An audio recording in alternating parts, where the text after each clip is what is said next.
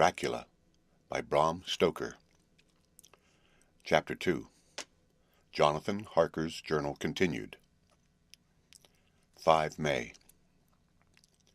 I must have been asleep, for certainly if I had been fully awake I must have noticed the approach of such a remarkable place. In the gloom, the courtyard looked of considerable size, and as several dark ways led from it under great round arches, it perhaps seemed bigger than it really is. I have not yet been able to see it by daylight. When the caleche stopped, the driver jumped down and held out his hand to assist me to alight. Again, I could not but notice his prodigious strength. His hand actually seemed like a steel vice that could have crushed mine if he had chosen. Then he took my traps and placed them on the ground beside me as I stood close to a great door, old and studded with large iron nails, and set in a projecting doorway of massive stone. I could see even in the dim light that the stone was massively carved, but that the carving had been much worn by time and weather. As I stood, the driver jumped again into his seat and shook the reins. The horses started forward, and trap and all disappeared down one of the dark openings. I stood in silence where I was, for I did not know what to do. Of bell or knocker there was no sign. Through these frowning walls and dark window openings it was not likely that my voice could penetrate. The time I waited seemed endless, and I felt doubts and fears crowding upon me. What sort of place had I come to, and among what kind of people? What sort of grim adventure was it on which I had embarked? Was this a customary incident in the life of a solicitor's clerk sent out to explain the purchase of a London estate to a foreigner? Solicitor's clerk. Mina would not like that. Solicitor, for just before leaving London I got word that my examination was successful, and I am now a full-blown solicitor. I began to rub my eyes and pinch myself to see if I were awake. It all seemed like a horrible nightmare to me, and I expected that I should suddenly awake and find myself at home with the dawn struggling in through the windows, as I had now and again felt in the morning after a day of overwork. But my flesh answered the pinching test, and my eyes were not to be deceived. I was indeed awake, and among the Carpathians. All I could do now was to be patient and to wait the coming of morning. Just as I had come to this conclusion, I heard a heavy step approaching behind the great door, and saw through the chinks the gleam of a coming light. Then there was the sound of rattling chains and the clanking of massive bolts drawn back. A key was turned with the loud grating noise of long disuse, and the great door swung back. Within stood a tall old man, clean-shaven save for a long white moustache, and clad in black from head to foot, without a single speck of color about him anywhere. He held in his hand an antique silver lamp, in which the flame burned without a chimney or globe of any kind, throwing long quivering shadows as it flickered in the draught of the open door. The old man motioned me in with his right hand with a courtly gesture, saying in excellent English but with a strange intonation, "Welcome to my house. Enter freely and of your own free will." He made no motion of stepping to meet me, but stood like a statue, as though his gesture of welcome had fixed him into stone. The instant, however, that I had stepped over the threshold, he moved impulsively forward, and holding out his hand, grasped mine with a strength which made me wince, an effect which was not lessened by the fact that it seemed cold as ice, more like the hand of a dead than a living man. Again he said, "Welcome to my house. Enter freely, go safely, and leave something of the happiness you bring." The strength of the handshake was so much akin to that which I had noticed in the driver, whose face I had not seen, that for a moment I doubted if it were not the same person to whom I was speaking. So to be sure, I said interrogatively, "Count Dracula?" He bowed in a courtly way as he replied, "I am Dracula, and I bid you welcome, Mr. Harker, to my house. Come in. The night air is chill, and you must need to eat and rest." As he was speaking, he put the lamp on a bracket on the wall, and stepping out took my luggage. He had carried it in before I could forestall him. I protested, but he insisted. "Nay, sir, you are my guest. It is late, and my people are not available. Let me see to your comfort myself." He insisted on carrying my traps along the passage, and then up a great winding stair, and along another great passage, on whose stone floors our steps rang heavily. At the end of this, He threw open a heavy door, and I rejoiced to see within a well-lit room in which a table was spread for supper, and on whose mighty hearth a great fire of logs, freshly replenished, flamed and flared. The Count halted, putting down my bags, closed the door, and crossing the room opened another door, which led into a small octagonal room, lit by a single lamp, and seemingly without a window of any sort. Passing through this, he opened another door, and motioned me to enter. It was a welcome sight, for here was a great bedroom, well lighted and warmed with another log fire, also added to but lately, for the top logs were fresh, which sent a hollow roar up the wide chimney. The Count himself left my luggage inside, and withdrew, saying before he closed the door, "You will need after your journey to refresh yourself by making your toilet. I trust you will find all you wish. When you are ready, come into the other room, where you will find your supper prepared." The light and warmth and the Count's courteous welcome seemed to have dissipated all my doubts and fears. Having then reached my normal state, I discovered that I was half famished with hunger, so making a hasty toilette, I went into the other room. I found supper already laid out. My host, who stood on one side of the great fireplace, leaning against the stonework, made a graceful wave of his hand to the table, and said, "I pray you, be seated, and sup how you please. You will, I trust, excuse me that I do not join you, but I have dined already, and I do not sup." I handed to him the sealed envelope which Mr. Hawkins had entrusted to me. He opened it, and read it gravely. Then, with a charming smile, he handed it to me to read. One passage of it at least gave me a thrill of pleasure. "I must regret that an attack of gout, from which malady I am a constant sufferer, forbids absolutely any travelling on my part for some time to come. But I am happy to say I can send a sufficient substitute, one in whom I have every possible confidence. He is a young man, full of energy and talent in his own way, and of a very faithful disposition. He is discreet and silent, and has grown into manhood in my service. He shall be ready to attend on you when you will during his stay, and shall take your instructions in all matters." The Count himself came forward and took off the cover of a dish, and I fell to at once on an excellent roast chicken. This, with some cheese and a salad and a bottle of old Tokay, of which I had 2 glasses, was my supper. During the time I was eating it, the Count asked me many questions as to my journey, and I told him by degrees all I had experienced. By this time I had finished my supper, and by my host's desire had drawn up a chair by the fire, and begun to smoke a cigar which he offered me, at the same time excusing himself that he did not smoke. I had now an opportunity of observing him, and found him of a very marked physiognomy. His face was a very strong aquiline, with high bridge of the thin nose, and peculiarly arched nostrils, with lofty domed forehead, and hair growing scantily round the temples, but profusely everywhere else. His eyebrows were very massive, almost meeting over the nose, and with bushy hair that seemed to curl in its own profusion.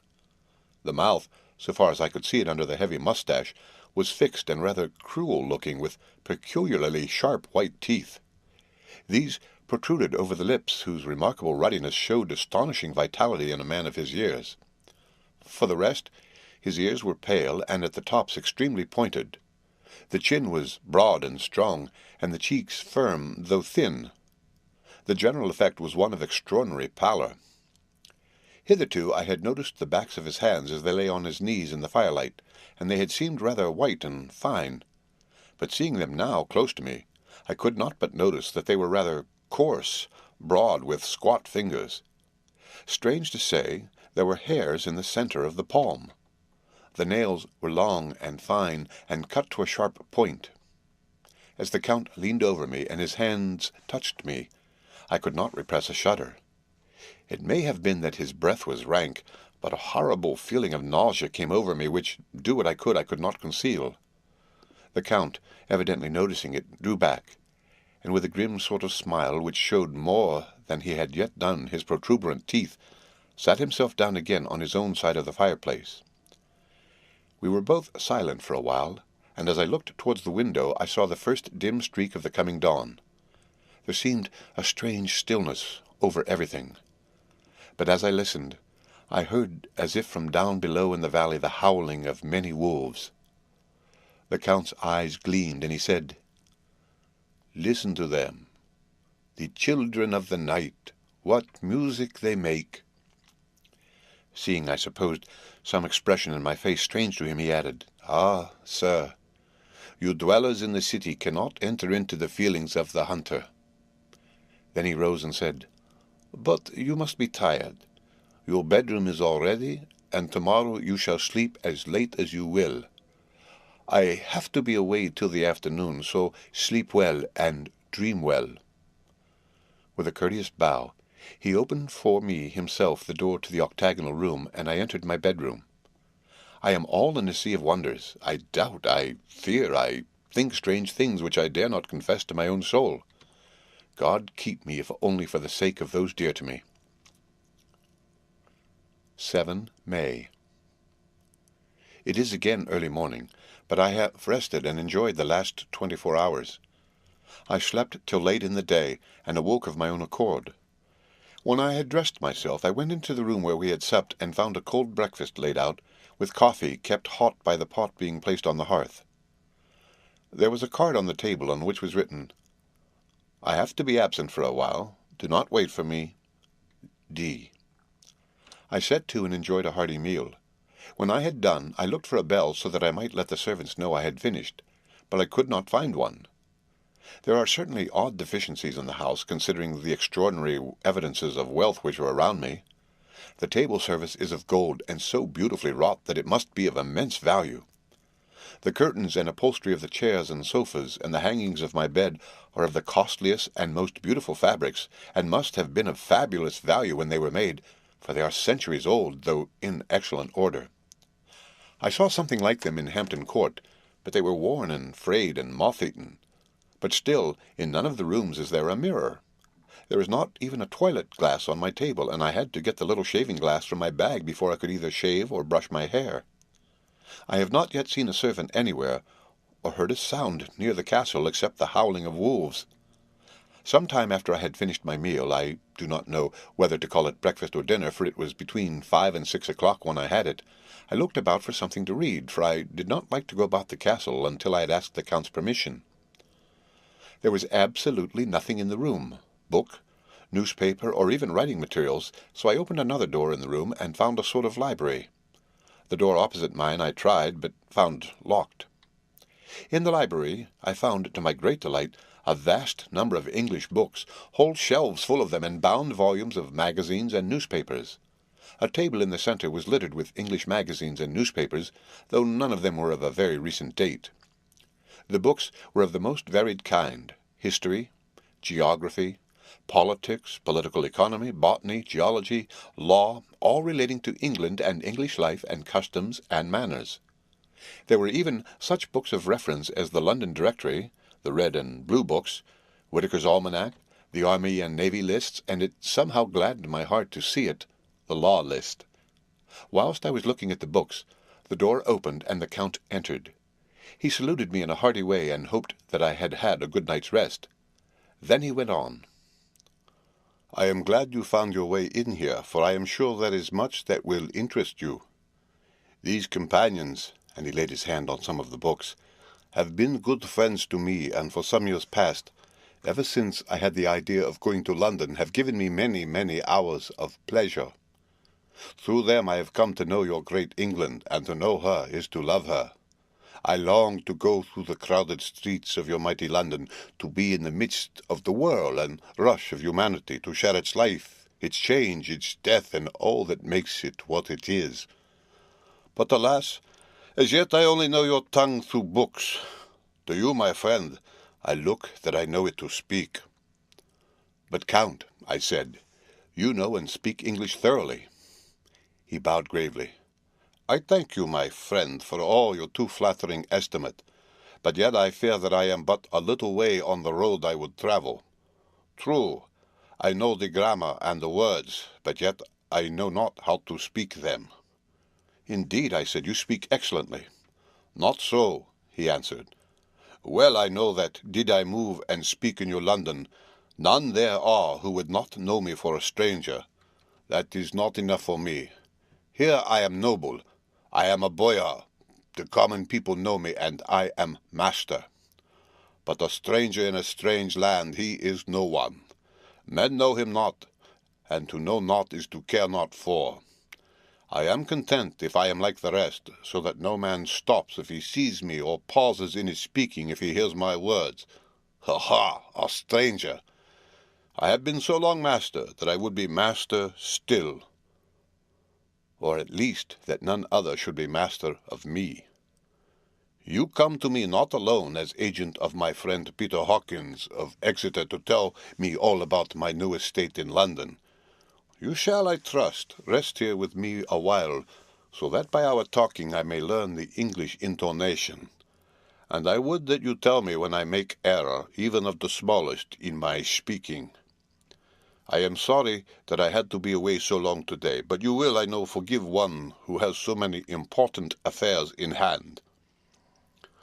Of course I said all I could about being willing, and asked if I might come into that room when I chose. He answered, "Yes, certainly," and added, "You may go anywhere you wish in the castle, except where the doors are locked, where of course you will not wish to go. There is reason that all things are as they are, and did you see with my eyes and know with my knowledge, you would perhaps better understand." I said I was sure of this, and then he went on. "We are in Transylvania, and Transylvania is not England. Our ways are not your ways, and there shall be to you many strange things. Nay, from what you have told me of your experiences already, you know something of what strange things there may be."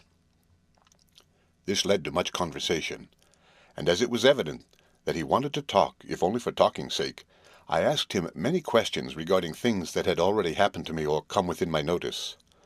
Sometimes he sheered off the subject, or turned the conversation by pretending not to understand, but generally he answered all I asked most frankly. Then, as time went on, and I had got somewhat bolder, I asked him of some of the strange things of the preceding night, as for instance, why the coachman went to the places where he had seen the blue flames. He then explained to me that it was commonly believed that on a certain night of the year, last night, in fact, when all evil spirits are supposed to have unchecked sway, a blue flame is seen over any place where treasure has been concealed. "That treasure has been hidden," he went on, "in the region through which you came last night, there can be but little doubt, for it was the ground fought over for centuries by the Wallachian, the Saxon, and the Turk. Why, there is hardly a foot of soil in all this region that has not been enriched by the blood of men, patriots, or invaders. In the old days, there were stirring times, when the Austrian and the Hungarian came up in hordes, and the patriots went out to meet them, men and women, the aged and children too, and waited their coming on the rocks above the passes, that they might sweep destruction on them with their artificial avalanches. When the invader was triumphant, he found but little, for whatever there was had been sheltered in the friendly soil." "But how," said I, "can it have remained so long undiscovered, when there is a sure index to it if men will but take the trouble to look?" The Count smiled, and as his lips ran back over his gums, the long, sharp canine teeth showed out strangely. He answered, "Because your peasant is at heart a coward and a fool. Those flames only appear on one night, and on that night no man of this land will, if he can help it, stir without his doors. And, dear sir, even if he did, he would not know what to do. Why, even the peasant that you tell me of who marked the place of the flame would not know where to look in daylight even for his own work. Even you would not, I dare be sworn, be able to find these places again." "There you are right," I said. "I know no more than the dead where even to look for them." Then we drifted into other matters. "Come," he said at last, "tell me of London, and of the house which you have procured for me." With an apology for my remissness, I went into my own room to get the papers from my bag. Whilst I was placing them in order, I heard a rattling of china and silver in the next room, and as I passed through, noticed that the table had been cleared and the lamp lit, for it was by this time deep into the dark. The lamps were also lit in the study or library, and I found the Count lying on the sofa, reading, of all things in the world, an English Bradshaw's Guide. When I came in, he cleared the books and papers from the table, and with him I went into plans and deeds and figures of all sorts. He was interested in everything, and asked me a myriad questions about the place and its surroundings. He clearly had studied beforehand all he could get on the subject of the neighbourhood, for he evidently at the end knew very much more than I did. When I remarked this, he answered, "Well, but, my friend, is it not needful that I should? When I go there I shall be all alone, and my friend Hawker Jonathan, nay, pardon me, I fall into my country's habit of putting your patronymic first. My friend Jonathan Hawker will not be by my side to correct and aid me. He will be in Exeter, miles away, probably working at papers of the law with my other friend, Peter Hawkins. So." We went thoroughly into the business of the purchase of the estate at Purfleet. When I had told him the facts, and got his signature to the necessary papers, and had written a letter with them ready to post to Mr. Hawkins, he began to ask me how I had come across so suitable a place. I read to him the notes which I had made at the time, and which I inscribe here. At Purfleet, on a by-road, I came across just such a place as seemed to be required, and where was displayed a dilapidated notice that the place was for sale. It was surrounded by a high wall of the ancient structure, built of heavy stones, and has not been repaired for a large number of years. The closed gates are of heavy old oak and iron, all eaten with rust. The estate is called Carfax, no doubt a corruption of the old Cartreface, as the house is four-sided, agreeing with the cardinal points of the compass. It contains in all some 20 acres, quite surrounded by the solid stone wall above mentioned. There are many trees on it, which makes it in places gloomy, and there is a deep, dark-looking pond or small lake, evidently fed by some springs, as the water is clear and flows away in a fair-sized stream. The house is very large, and of all periods back, I should say, to medieval times, for one part is of stone immensely thick, with only a few windows high up and heavily barred with iron. It looks like a keep, and is close to an old chapel or church. I could not enter it, as I had not the key of the door leading to it from the house, but I have taken with my kodak views of it from various points. The house had been added to, but in a very straggling way, and I can only guess at the amount of ground it covers, which must be very great. There are but few houses close at hand, one being a very large house, only recently added to and formed into a private lunatic asylum. It is not, however, visible from the grounds. When I had finished, he said, "I am glad that it is old and big. I myself am of an old family, and to live in a new house would kill me. A house cannot be made habitable in a day, and after all, how few days go to make up a century. I rejoice also that there is a chapel of old times. We Transylvanian nobles love not to think that our bones may lie amongst the common dead. I seek not gaiety, nor mirth, nor the bright voluptuousness of much sunshine and sparkling waters which please the young and gay. I am no longer young, and my heart through weary years of mourning over the dead is attuned to mirth. Moreover, the walls of my castle are broken. The shadows are many, and the wind breathes cold through the broken battlements and casements. I love the shade and the shadow, and would be alone with my thoughts when I may." Somehow his words and his look did not seem to accord, or else it was that his cast of face made his smile look malignant and saturnine. Presently, with an excuse, he left me, asking me to pull my papers together. He was some little time away, and I began to look at some of the books around me. One was an atlas, which I found open naturally to England, as if that map had been much used. On looking at it, I found in certain places little rings marked, and on examining these, I noticed that one was near London on the east side, manifestly where his new estate was situated. The other two were Exeter and Whitby on the Yorkshire coast. It was the better part of an hour when the Count returned. "Ha ha!" he said. "Still at your books. Good. But you must not work always. Come. I am informed that your supper is ready." He took my arm, and we went into the next room, where I found an excellent supper ready on the table. The Count again excused himself, as he had dined out on his being away from home, but he sat as on the previous night, and chatted whilst I ate. After supper I smoked as on the last evening, and the Count stayed with me, chatting and asking questions on every conceivable subject, hour after hour. I felt that it was getting very late indeed, but I did not say anything, for I felt under obligation to meet my host's wishes in every way. I was not sleepy, as the long sleep yesterday had fortified me, but I could not help experiencing that chill which comes over one at the coming of the dawn, which is like, in its way, the turn of the tide.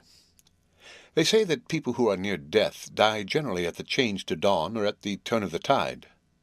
Anyone who has, when tired, and tied as it were to his post, experienced this change in the atmosphere can well believe it. All at once we heard the crow of the cock coming up with preternatural shrillness through the clear morning air. Count Dracula, jumping to his feet, said, "Why, there is the morning again. How remiss I am to let you stay up so long. You must make your conversation regarding my dear new country of England less interesting, so that I may not forget how time flies by us." And with a courtly bow, he quickly left me. I went into my room and drew the curtains, but there was little to notice. My window opened into the courtyard. All I could see was the warm grey of quickening sky. So I pulled the curtains again, and have written of this day. 8 May. I began to fear as I wrote in this book that I was getting too diffuse. But now I am glad that I went into detail from the first, for there is something so strange about this place and all in it that I cannot but feel uneasy. I wish I were safe out of it, or that I had never come. It may be that this strange night existence is telling on me, but would that were all. If there were anyone to talk to, I could bear it, but there is no one. I have only the Count to speak with, and he, I fear I am myself the only living soul within the place. Let me be prosaic so far as facts can be. It will help me to bear up, and imagination must not run riot with me. If it does, I am lost. Let me say at once how I stand, or seem to. I only slept a few hours when I went to bed, and, feeling that I could not sleep any more, got up. I had hung my shaving-glass by the window, and was just beginning to shave. Suddenly I felt a hand on my shoulder, and heard the Count's voice saying to me, "Good morning." I started, for it amazed me that I had not seen him, since the reflection of the glass covered the whole room behind me. In starting, I had cut myself slightly, but did not notice it at the moment. Having answered the Count's salutation, I turned to the glass again to see how I had been mistaken. This time there could be no error, for the man was close to me, and I could see him over my shoulder, but there was no reflection of him in the mirror. The whole room behind me was displayed, but there was no sign of a man in it except myself. This was startling, and coming on the top of so many strange things was beginning to increase that vague feeling of uneasiness which I always have when the Count is near. But at that instant I saw that the cut had bled a little, and the blood was trickling over my chin. I laid down the razor, turning as I did so half round to look for some sticking plaster.